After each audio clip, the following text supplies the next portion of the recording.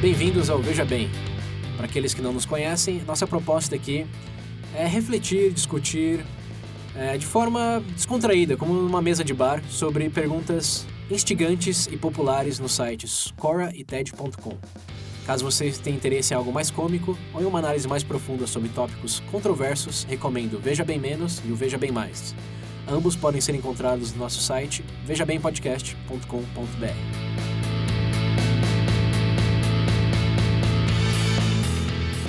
Bem-vindos a mais um episódio do VB. E olha, eu vou ser sincero logo de cara aqui com vocês, que a gente tá tendo que regravar esse episódio. A gente literalmente acabou de gravar ele e alguém não gravou o áudio dele. Então nós estaremos fazendo novamente. Talvez ele seja... Que vergonha, Pedro. Que vergonha, né? É claro. O César foi ocupado. E vocês devem ter reparado que eu comecei falando, porque eu vou ser o rosto dessa merda hoje. Tá? O porquê? Porque fui eu que encontrei, que me deparei com esse assunto aí e resolvemos entrar nele. E bom, como eu já avisei, a gente tá regravando aqui, que a gente acabou de gravar. Então, talvez vocês estranhem que pode ser que a gente não esteja tão animado, mas eu vou tentar resumir, que de uma certa forma é até bom, que a gente falou muita coisa na primeira gravação ali, que meio que era a mesma coisa, a gente sempre acabava caindo no mesmo ponto, mais pro final do episódio, e acho que agora vamos dar uma resumida melhor, de certa forma vai ser bom pra vocês, mas meu Deus do céu. Assim esperamos, né? Assim esperamos, exatamente. Mas, enfim, né?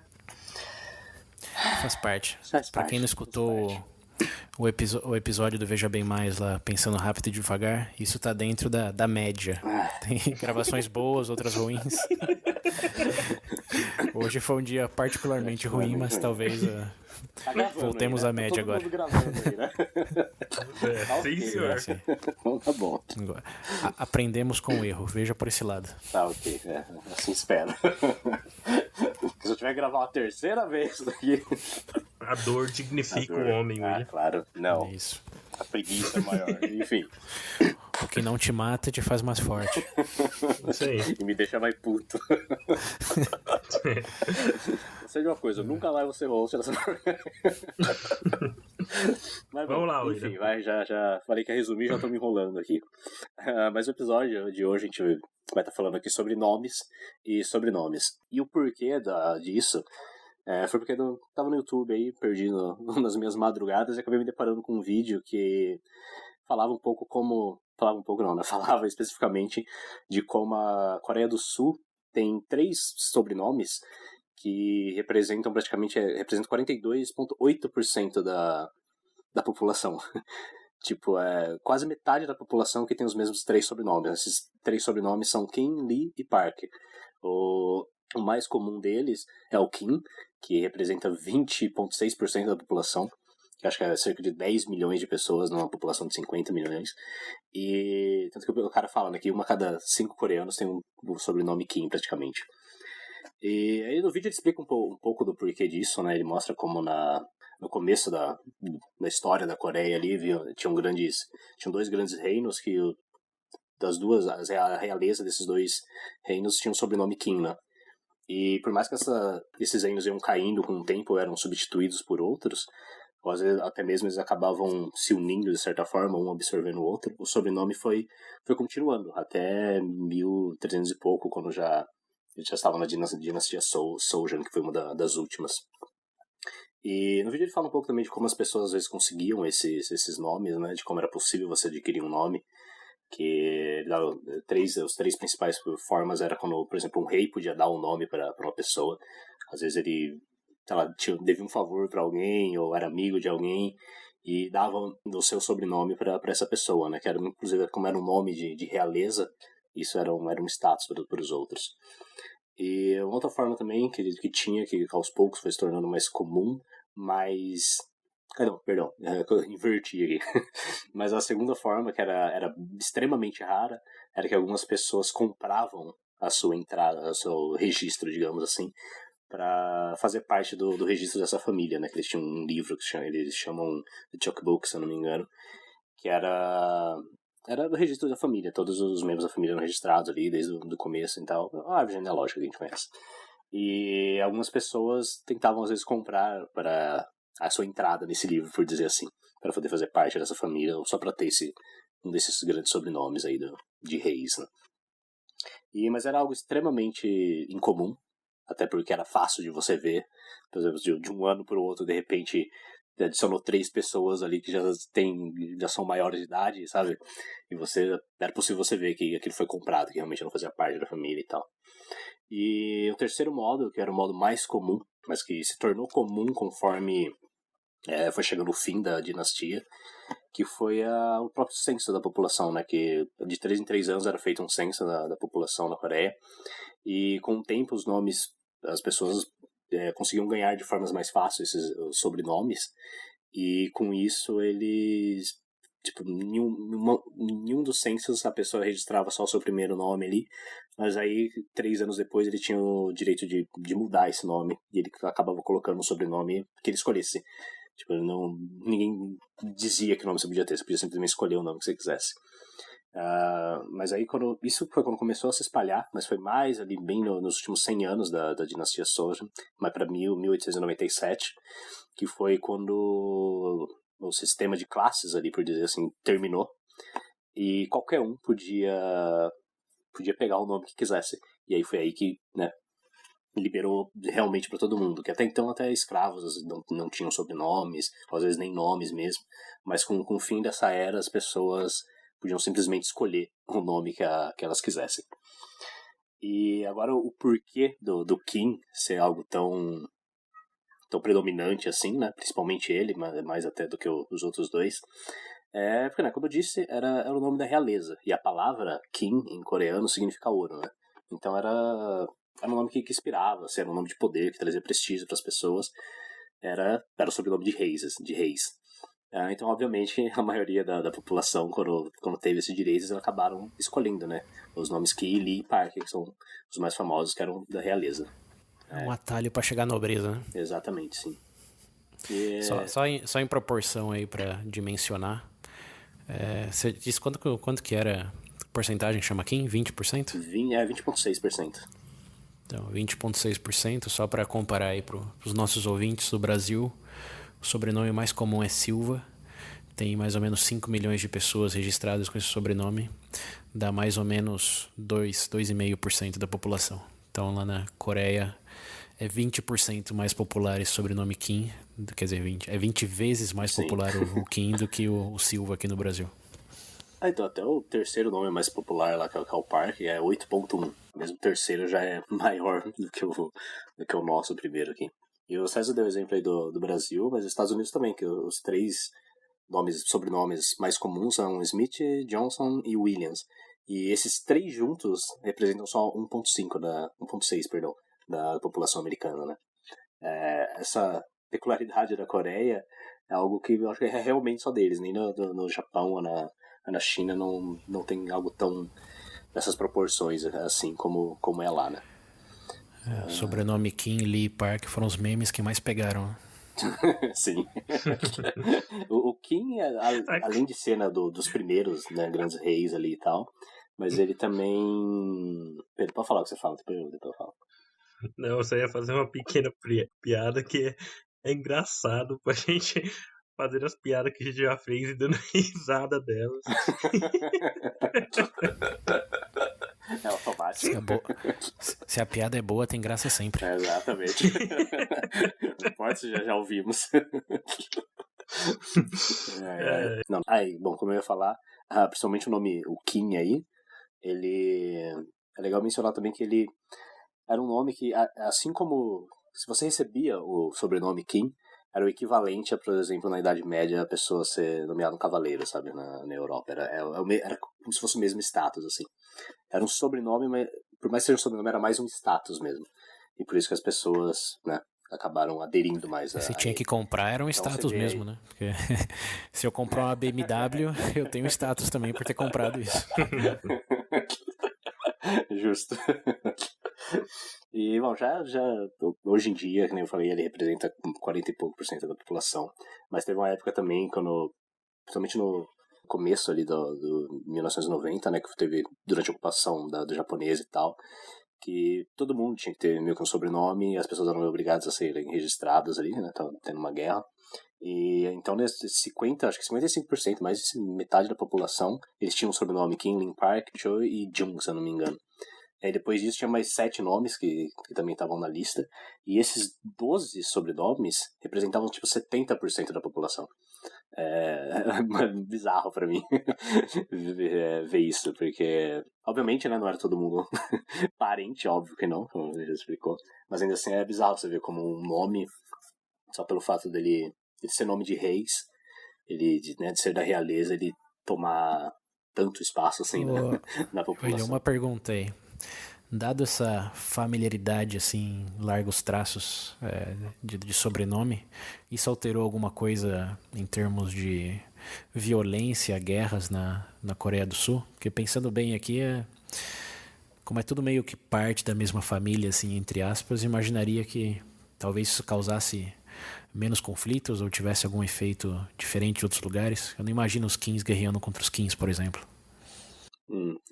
Então, guerras obviamente teve, principalmente na época da dinastia, não sei tanto assim sobre o assunto, mas inclusive esse é um ponto que eu tenho um professor, na verdade não, né? Ele é PhD em Harvard, chamado Mark Peterson, que ele focou nisso, na estudar a língua asiática, principalmente na Coreia, e mais da história asiática mesmo.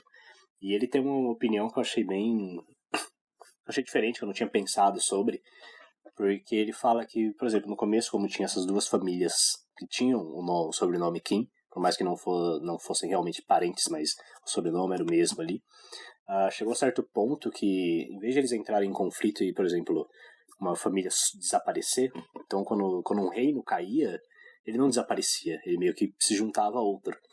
E esse professor, ele fala que ele, na opinião dele, ele acredita que o fato de esses nomes, Kim, Lee, Park, estarem presentes desde lá de 800 e pouco, 500 e pouco até os dias atuais e serem tão presentes assim na população, demonstra muito da estabilidade histórica, né, e pacífica da Coreia, porque eles iam meio que se juntando e o nome ia seguindo, não, tipo, você não destruiu uma família e aquele nome parava de existir, como talvez a gente está acostumado a ver em outras guerras.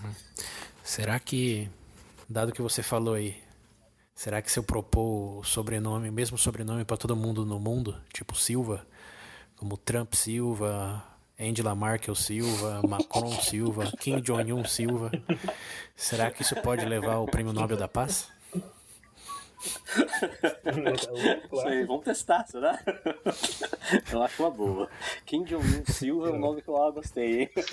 Bom, a maior coisa que tem nas histórias antigas é fraticídio, né? Por carregar o mesmo nome, eles queriam ter o lugar do pai. Então, eu não sei se mudar o nome traria. Na Coreia do Sul funcionou, tem um contra-exemplo aí. É uma hipótese. Quer dizer, esse funcionou entre aspas, né? É sempre relativo, né? Mas é um exercício mental interessante. Sim, sem dúvida. Eu não sei, mas bom, na verdade, né? Você tende a se ligar mais afetivamente mais fácil com algo que você... Vamos falar da nossa experiência aqui. Eu não sei você, mas quando eu vejo outro Barbosa, por exemplo, eu trato diferente. Tipo primo, assim, já é uma coisa...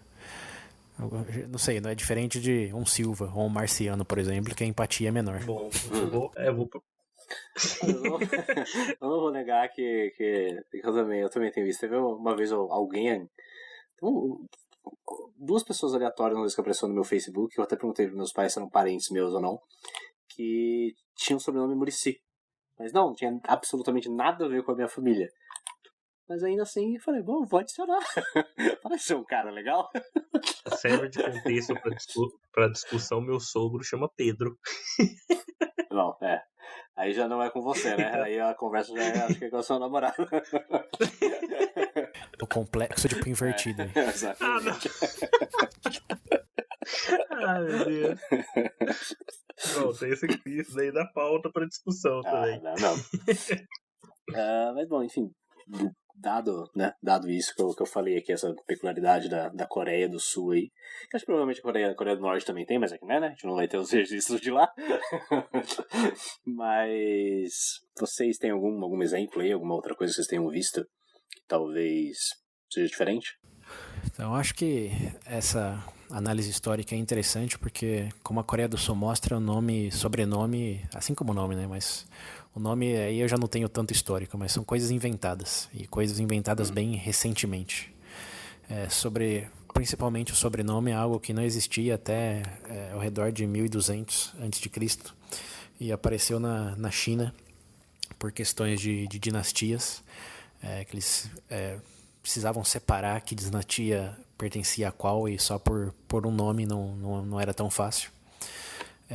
Eles vincularam isso à mãe, a mãe de cada pessoa em cada dinastia. Então, o sobrenome surgiu na China e era da mãe até recentemente, idade medieval, mais ou menos com os romanos, que em alguns séculos depois adotaram a ideia para dividir o império, que tinha muitas regiões ali unificadas que antes eram independentes, e uma maneira de facilitar a identificação e a mesma logística de entender quem estava onde, quem era de onde, era nomear as pessoas através das regiões, como dos campos, da costa, Oliveira, que é da região que tinha as olivas, não?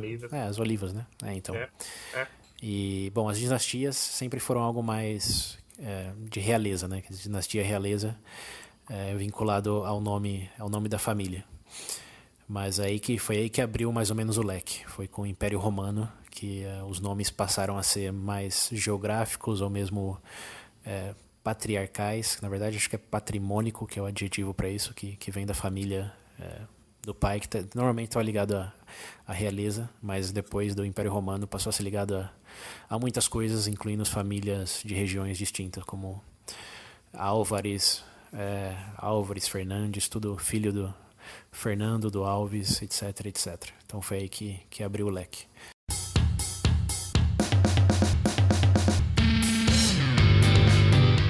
Bom, da minha parte eu não entrei no mérito de cair num contexto de etimologia ou coisa do tipo, né? Bom, mas o Sérgio já mencionou isso antes. Então vou frisar alguns pontos de curiosidade que eu vi, né? Eu acho que principalmente em relação, talvez, um certo aspecto do nome, dar um significado, criar narrativa, no caso, né?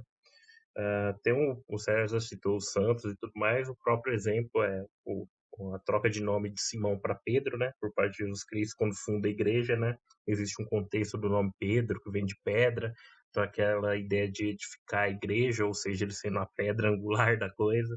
Você tem também alguns exemplos dessa questão do nome na própria literatura, né?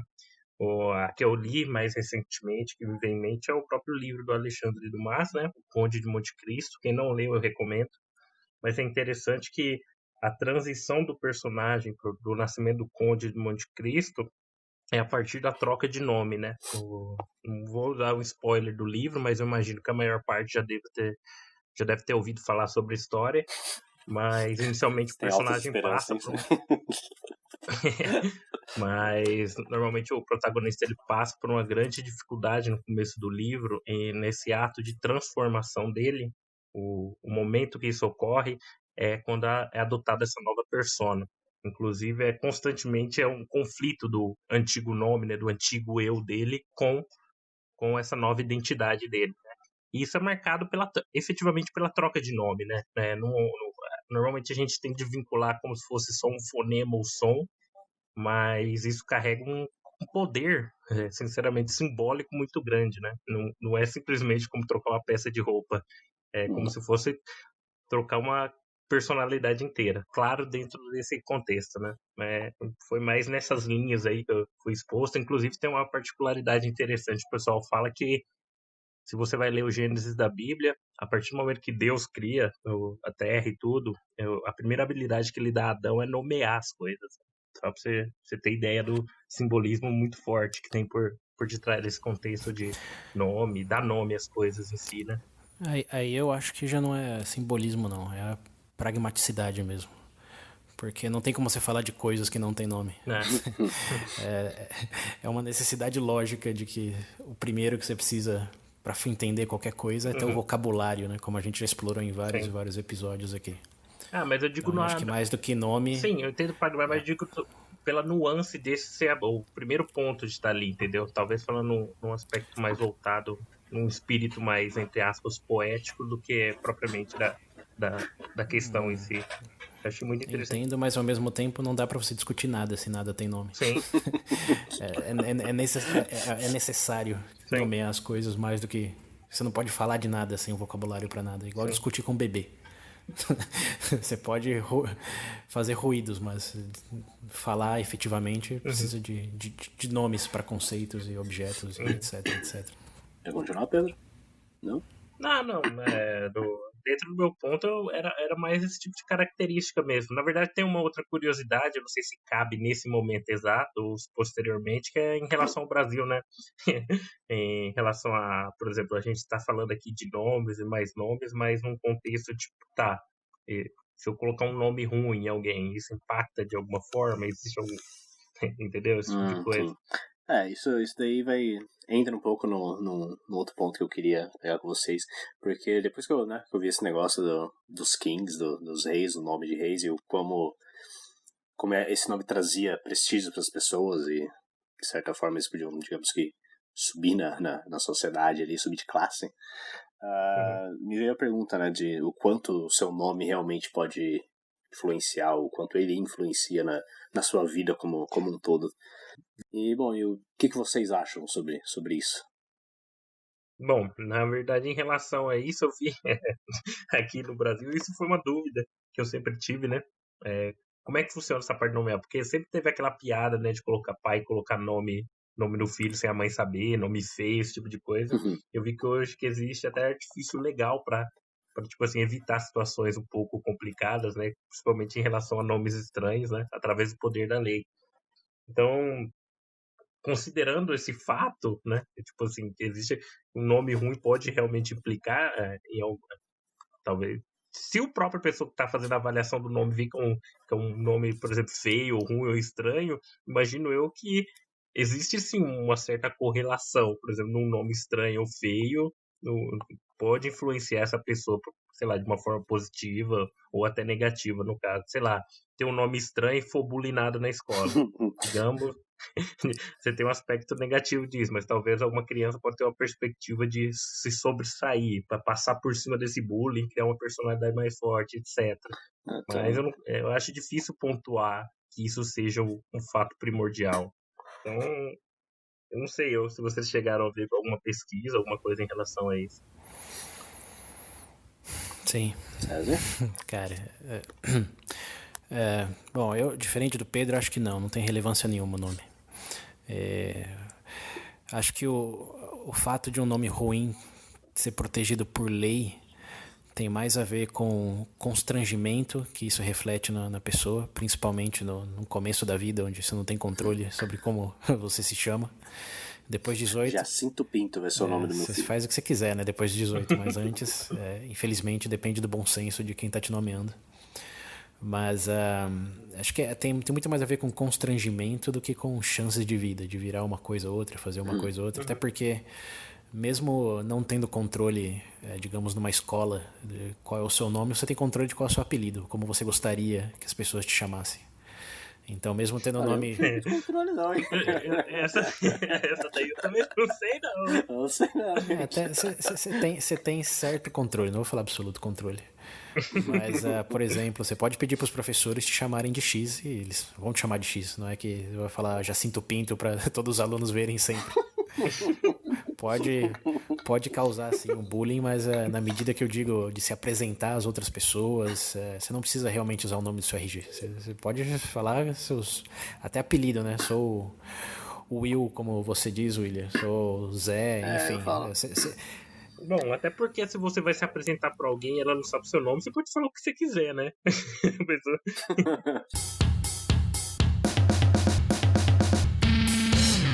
Quando eu fui pesquisar sobre isso, eu vi vários estudos, dezenas de estudos que focam muito nesse efeito do nome na pessoa.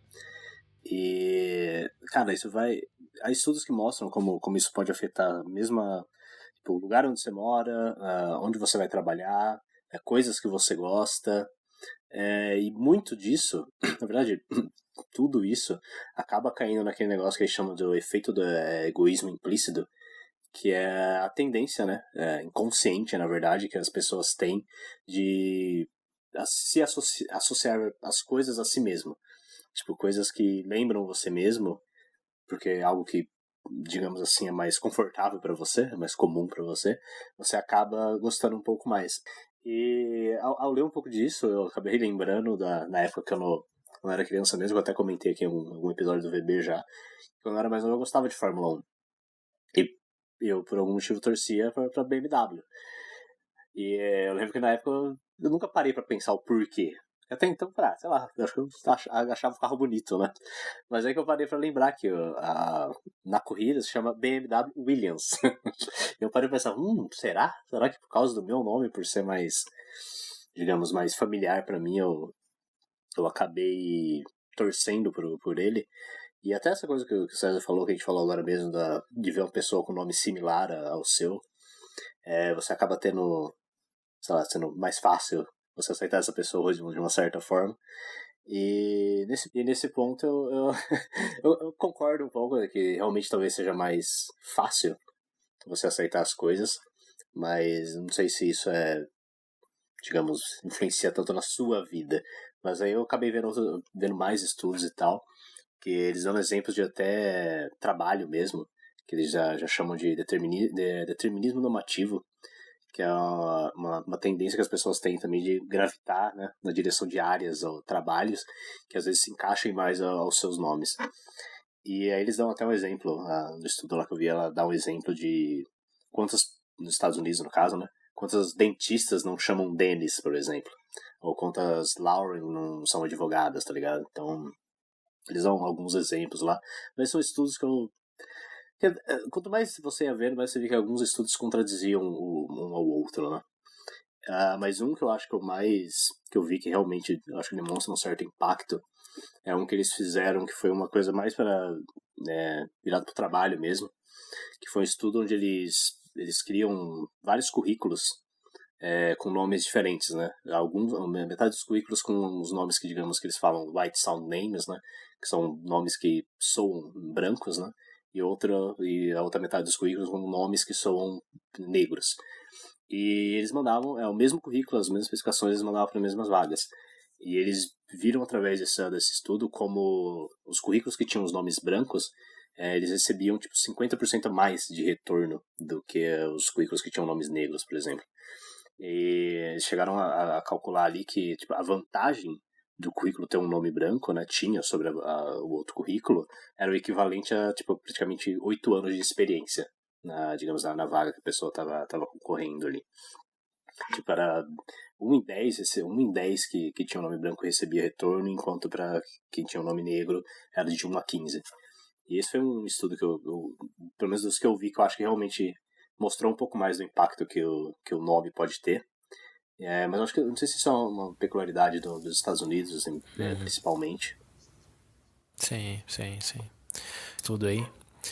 Que isso fala de entrevista, né? Não fala de contratação. Fala só de mandar currículo e ver se vai ter resposta ou não. Sim, exatamente. Aí um contra-argumento bem típico a isso daí é que vamos supor que você é afrodescendente e manda o currículo, mas com o nome Jack, por exemplo. Se essa pessoa que não te chamou de volta porque viu que o seu nome remetia a outra etnia ou comunidades afrodescendentes, você acha que essa pessoa ia te contratar lá a hora que você chegasse e visse que você, mesmo se chamando Jack, era um afrodescendente? A possibilidade de que esse não chamar se traduziria em não contratar é um pouco baixa. Digamos que as empresas que estavam predispostas a ignorar candidatos pelo nome também estariam bem predispostas a não contratar, mesmo vendo que a pessoa está qualificada, mas só por ser de outra etnia. Né? Então, nesse caso, mesmo chamar Jack não te garantiria aquele emprego. É mais uma questão étnica mesmo e de, enfim, preconceito, racismo estrutural, infinitas coisas. Pior que você falando isso, eu lembro de um vídeo, de uma das pesquisas, tinha em uma das matérias, tinha um vídeo curto assim, de um cara dando um relato mesmo, que ele chamava José alguma coisa, nos Estados Unidos, só que José, né, que ele era descendência mexicano. E ele falou que ele estava há muito tempo, procurando emprego, mandando currículo para vagas que ele se achava qualificado e tal. Mas eles não tava tendo retorno, não tava dando retorno quanto ele esperava. E até que então ele tinha visto essas pesquisas, se não me engano, e ele teve a ideia de falar, vou tirar o S. Em vez de ficar José, vai ficar tipo Joe. E ele falou que ele teve muito mais retorno. Tipo, depois de uma semana, 2 semanas, ele começou a ter muito mais retorno do que ele tinha antes. Mas quando eu vi o vídeo, eu parei pra pensar nisso. Falei, pô, mas beleza, quando você chegar lá, eles vão ver que você é latino. Mas aí ele até comenta que ele acha que as pessoas, às vezes inconscientemente ou não, têm essa tendência de, né, você vê sei lá, tipo, você vê um nome no currículo chamava Greg, ou Emily, sei lá, e a pessoa automaticamente vai pensar, beleza, essa pessoa deve ser branca. Mas você vê um Lakeisha Washington, tá ligado? Então, inconscientemente ou não, você vai ligar isso a afrodescendentes. Nos Estados Unidos é um pouco consciente porque existiu todo um movimento de afirmação da identidade afrodescendente lá a partir da década de 70 que propositalmente colocaram os nomes mais diferentes possíveis nas suas comunidades. Então até fim da década de 60 era mais ou menos igual, mas hoje são nomes quase que estritamente de comunidades afrodescendentes lá, alguns, enquanto que outros são quase que estritamente da comunidade caucasiana. Os Jake, Deshaun, Deandre, essas coisas que você não está acostumado muito a ver em Hollywood, que eles associam diretamente a essas comunidades, e isso manda um sinal sobre... cria um estereótipo, né? Que você não está necessariamente pensando na habilidade da pessoa, senão que o contexto em que ela cresceu, que foi na periferia, nos Estados Unidos, com possivelmente pais problemáticos, problemas com drogas. Você começa a projetar um montão de coisa baseado na história daquele nome do que da pessoa em si. Tanto que acho que a única coisa que eu via em comum em todas as pesquisas ali é que a maioria dos pesquisadores sempre falavam que tipo, o seu nome conta uma história, você querendo ou não. Ele manda um sinal, né? Qual capa de livro. Exato. Todo mundo sabe que você não deve julgar pela capa, mas é a primeira coisa que você vê do livro. Você está numa biblioteca. Então, não tem a ver com conteúdo, mas sim chama atenção. E se não fosse importante, não existiriam profissionais que se dedicam a fazer capa de livro. Né? Mas é importante até certo ponto. E acho que aí é o ponto... É o elemento principal dessa conversa, né? Que tem muita confusão nesses estudos aí que você está citando entre correlação e causação. Sim, exatamente. Como essa coisa de onde você mora, que profissão você tem muito mais a ver com a bolha em que você está crescendo do que com o seu nome necessariamente. Por exemplo, essas regiões que tem mais Dennis, Lauren, etc., tendem a ser regiões mais economicamente mais influentes nos Estados Unidos, que estamos falando aqui. Então, invariavelmente, são de lá que saem a maioria dos advogados e dentistas. Então, não é bem uma questão de você chamar Dennis, você vai necessariamente ser mais propenso a virar advogado, senão que é o fato que você vem dessas regiões, dessas bolhas aí, como eu mencionei. Então, se essa bolha decidisse chamar os Dennis, em vez de Dennis, de, sei lá, geladeira, a maioria dos dentistas, advogados, etc., chamaria geladeira, fogão e assim por diante. Então, fica bem claro aí que é uma questão bem de correlação mais do que causação no sentido nome e profissão.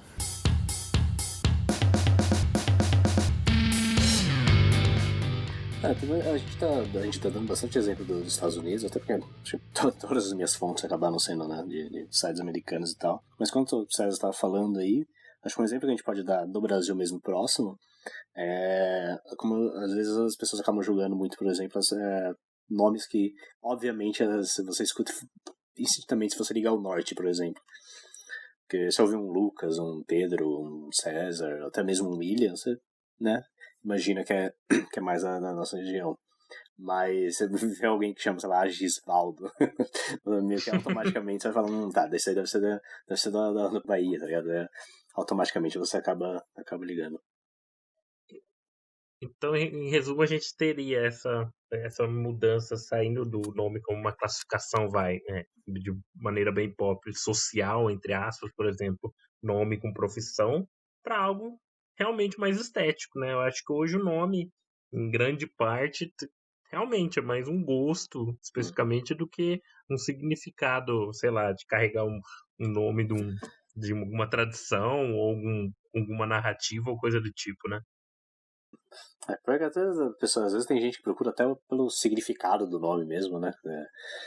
Tem pais aí que estudam, tipo, durante os 9 meses ali antes do filho nascer, eles ficam estudando os nomes para ver qual nome seria melhor pro filho, o significado desse nome, a origem do nome, o efeito. Nossa, eu acho meio.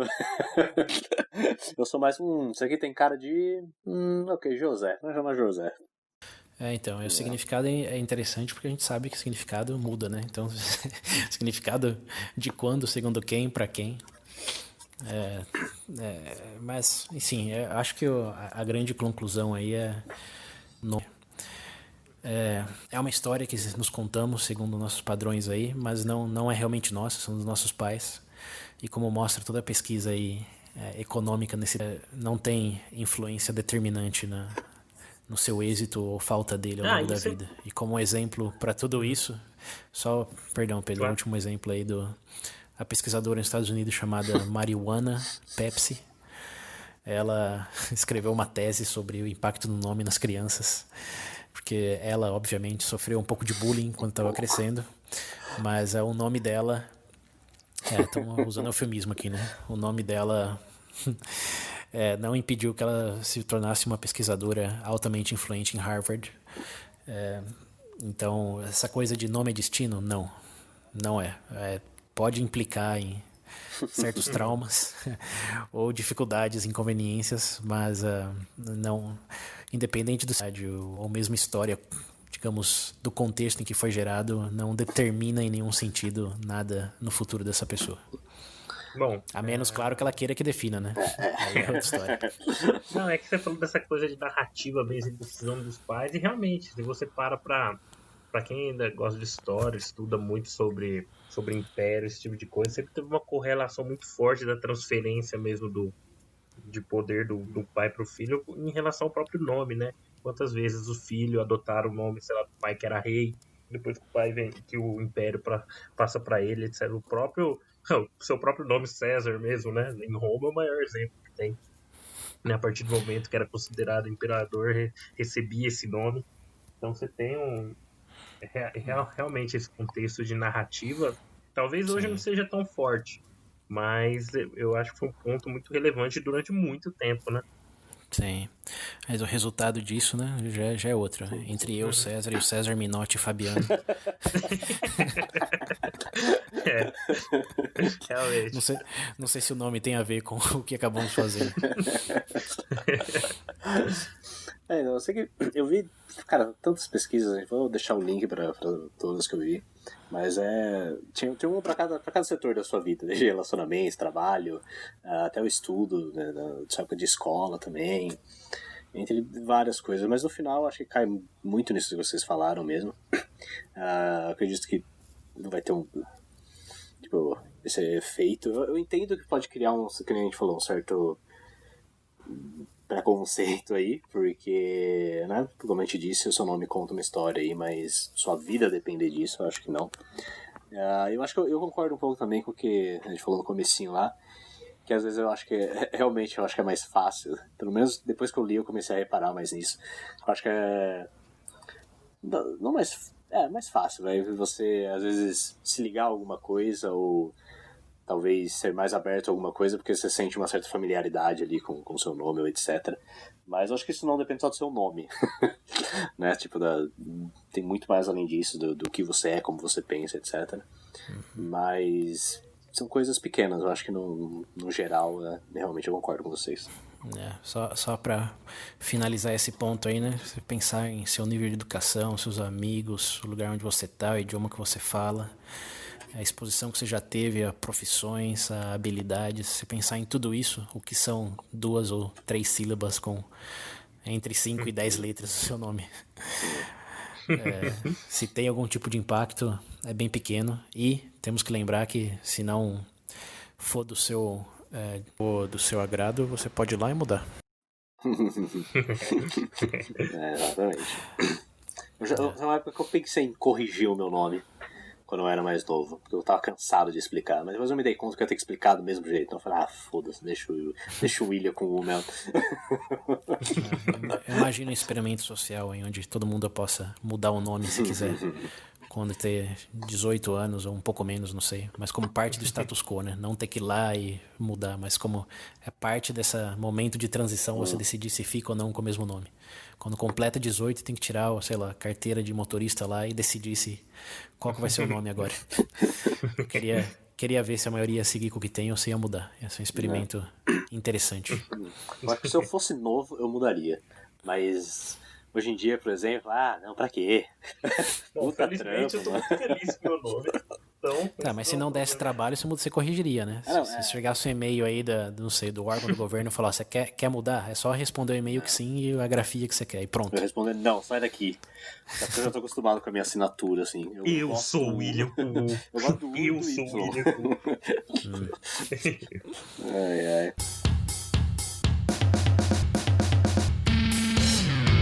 Bom, mas eu acho que é isso, né, galera? Não vai ter muito que a gente fugir. Porque, como eu disse, teve vários estudos que eu vi aqui, mas muitos deles, ia contradizendo os outros. Alguns têm alguns pontos legais, até uns pontos interessantes, por isso que a gente vai estar deixando todos os links aí. Sobre o negócio da Coreia também, eu vou deixar o link do vídeo que eu vi, e eu vou deixar o link do canal do cara de Harvard lá que eu falei também, o Peterson. Vai estar tudo aí. Mas todos os estudos que eu vi, todas as coisas que eu acabei encontrando, caía mais nisso que a gente acabou de falar aqui. Então, se continuar citando eles aqui, vai ser encher linguiça. Então, acho que a gente pode terminar por aqui o episódio. Vocês querem falar alguma coisa? Pra encerrar, eu só queria deixar pros ouvintes, talvez no futuro, num especial do VB, a gente conta sobre o episódio original gravado. A gente tem o áudio guardado. Talvez disponibiliza pra vocês no futuro. Pior que no final foi muito diferente, não? Até o tempo aqui eu tava vendo, no final é a mesma coisa agora. Só ficou mais fluido, eu acho. Porque a gente já tava com fresco na mente. Teve informações novas também. No final acho que foi mais positivo do que negativo. Você tá falando isso porque foi culpa... Exatamente, já se fuder. O meu nome em tudo isso é Inocente. Sei. Bom, eu acho que não tem muito o que colocar, não. Então, por favor, William. Termina. Não, então... Bom, continue o papo com a gente, a história dos seus nomes aí, se vocês discordam muito do que a gente falou.